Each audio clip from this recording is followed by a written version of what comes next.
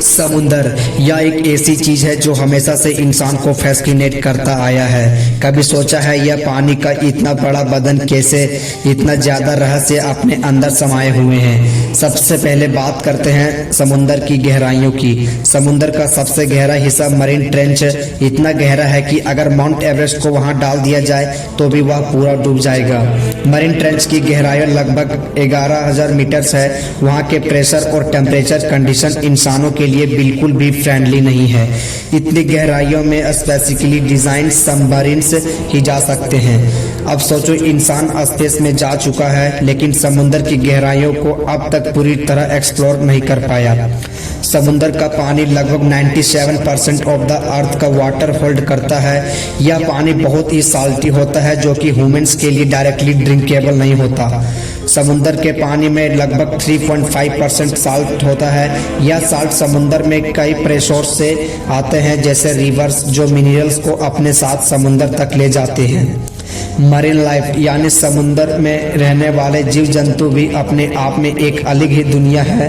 Coral reefs को समुद्र का रेन फॉरेस्ट कहा जाता है क्योंकि यह बायोडायवर्सिटी का पावर हाउस होता है। कोरल रीफ्स लगभग 25% मरीन लाइफ को सपोर्ट करता है लेकिन आजकल यह रीफ्स भी इंडेंजर्ड है ड्यू टू पोल्यूशन, ओवरफिशिंग और क्लाइमेट चेंज। समुद्र का रोल हमारी डेली लाइफ में भी बहुत इम्पोर्टेंट है। समुद्र से ही हमें लगभग 50% ऑक्सीजन मिलता है। फाइटोप्लैंक्टन जो मैक्रोस्कोपिक प्लांट्स है या फोटोसिंथेसिस के थ्रू ऑक्सीजन प्रोड्यूस करता है। समुद्र वेदर और क्लाइमेट को रेगुलेट करने में मदद करता है या सोलर एनर्जी को एब्जॉर्ब करके डिस्ट्रीब्यूट करता है जिससे ग्लोबल टेम्परेचर बैलेंस रहते हैं। फिशिंग इंडस्ट्री भी समुद्र पे हैवीली डिपेंड करती है। वर्ल्ड वाइड मिलियंस ऑफ लोग इस इंडस्ट्री में एम्प्लॉय हैं।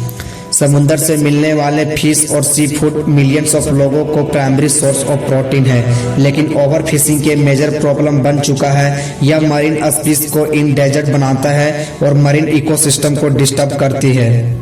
समुद्र टूरिज्म भी इकोनॉमिक का एक बड़ा पार्ट है।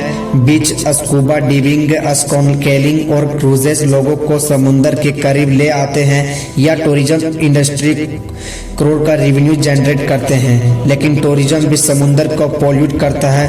प्लास्टिक वेस्ट, ऑयल्स स्पिल्स और ह्यूमन एक्टिविटी समुद्र के इकोसिस्टम के लिए हार्मफुल है। प्लास्टिक रिवॉल्यूशन तो एक बहुत ही अलार्मिंग इशू है। हर साल मिलियंस ऑफ टन्स प्लास्टिक समुद्र में डंप होता है।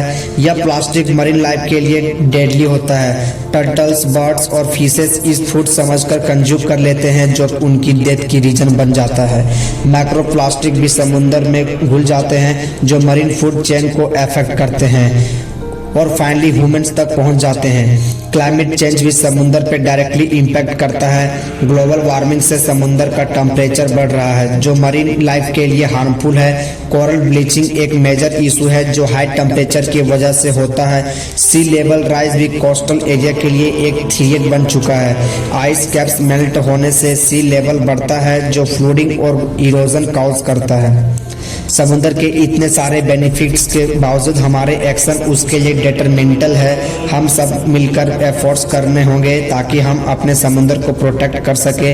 यह हमारी रिस्पॉन्सिबिलिटी है कि हम पोल्यूशन को कम करें, सस्टेनेबल फिशिंग प्रैक्टिकल्स अडॉप्ट करें और समुद्र की हेल्थ को मेंटेन करें। समुद्र का महत्व समझना और उसकी सुरक्षा करना हम सबकी जिम्मेदारी है। चलिए मिलकर इसे खूबसूरत और रहस्यमय दुनिया को बचाने के लिए कुछ स्टेप उठाते हैं।